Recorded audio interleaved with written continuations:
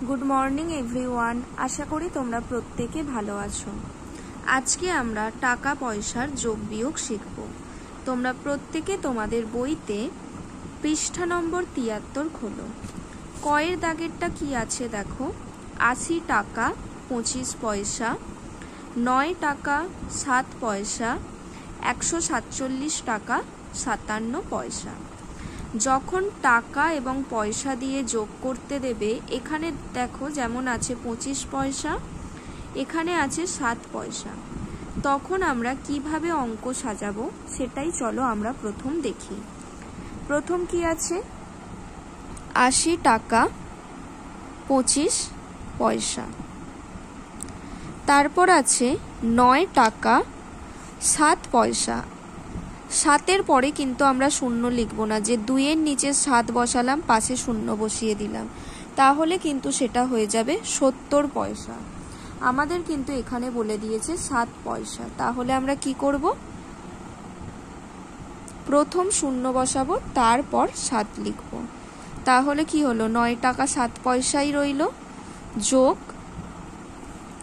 147 টাকা 57 পয়সা। এবার আমরা যেভাবে যোগ করি সেইভাবেই যোগ করব। 7 আর 7-এ যোগ করলে কত হয়? 14। 14 আর 5-এ যোগ করলে 15, 16, 17, 18, 19। 19-এর 9 হাতে রইল 1। 5 আর 1-এ 6, 6 আর 2-এ 8। হাতে আমাদের কিছু রইল না, আমরা এখানে এককটা লিখে দিলাম পয়সা। এরপর এখানে আছে 7 আর 9। 7 আর 9 যোগ করলে হয় 16, 16-র সাথে 0 যোগ করলে 16ই হয়। 16, 6 হাতে রইল 1। 4 আর 1-এ 5, 5 আর 8-এ 13-র 3 হাতে রইল 1। 1 আর 1-এ 2। তাহলে কি হলো? 236 টাকা 89 পয়সা। অতএব নির্ণেয় যোগফল 236 টাকা 89 পয়সা। অবশ্যই তোমরা উত্তর লিখবে। এরপর দেখো গয়ের অঙ্কটা কি বলেছে। 4217 টাকা 6 পয়সা টাকা এবং পয়সা দিয়েছে, যোগ 1050.03 টাকা। আবার দেখো এখানে দশমিক দেওয়া আছে, আবার এখানে কেবলমাত্র দিয়েছে 2330 টাকা। এটা আমরা কিভাবে সাজাবো চলো দেখি। আমরা যদি টাকা পয়সা আকারেই সাজাই, কিভাবে সাজাবো?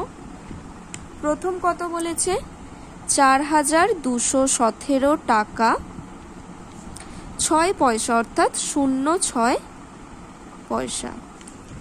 এরপর বলেছে দেখো 1050.03 টাকা। আমরা এটাকে টাকা পয়সায় পরিণত করা আগের ক্লাসেই শিখেছি, তাহলে কি হবে? 1050 টাকা 03 পয়সা। তাহলে আমরা সেইভাবেই লিখি 1050 টাকা 03 পয়সা। আর তারপর কি আছে? 2330 টাকা, 2330 টাকা। এখানে কোনো পয়সা নেই, তাহলে 00 পয়সা। আমি তোমাদের এটা টাকা পয়সা দিয়ে সাজানো দেখালাম। তোমরা যদি চাও এই টাকা পয়সাটাকে দশমিক আকারে করে নিয়ে দশমিক আকারে সাজাতে, সেটাও কিন্তু তোমরা করতে পারো। এরপর দেখো ঘয়ের অঙ্কটাও আমি তোমাদের একটু সাজানো দেখিয়ে দিচ্ছি যে কিভাবে অঙ্কটা সাজাতে হবে। কত বলেছে ঘয়ের অঙ্কটা? 65 টাকা 8 পয়সা, অর্থাৎ 65 টাকা 08 পয়সা, যোগ 38.07 টাকা, 9.9 টাকা, যোগ 820 পয়সা। টাকা পয়সা দিয়েই আমি সাজানো তোমাদের দেখাচ্ছি। 65 টাকা 08 পয়সা,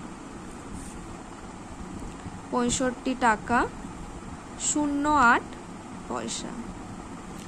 তারপর কি বলেছে দেখো 38.07 টাকা, অর্থাৎ 38 টাকা 07 পয়সা।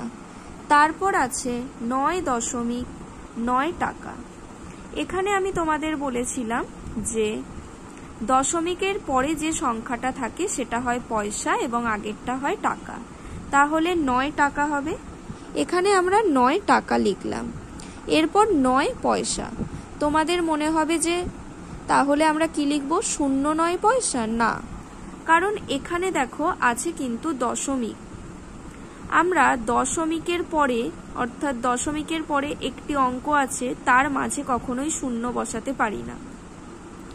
আলাদা করে টাকা পয়সা থাকলে পয়সার দুটি ঘর হয়, সেখানে আমরা শূন্য বসাতে পারি একটি অঙ্কের আগে, কিন্তু যখন দশমিক থাকে তখন আমরা কোনো অঙ্কের আগে শূন্য বসাতে পারি না, সেই অঙ্কটির পরে আমরা শূন্য বসাই। তাহলে এখানে কি হবে, 9টা আমরা এখানে লিখব আর এখানে বসাবো শূন্য। এরপর আছে 820 পয়সা। আমরা জানি দুটো ঘর হয় পয়সার, তাহলে 20 পয়সা 8 টাকা। আশা করি তোমরা অঙ্কটার টোকা বুঝতে পেরেছ। এইভাবে তোমরা অঙ্কগুলো ভালো করে বাড়িতে বুঝবে, বুঝে বুঝে অঙ্কগুলো করবে প্রত্যেকে।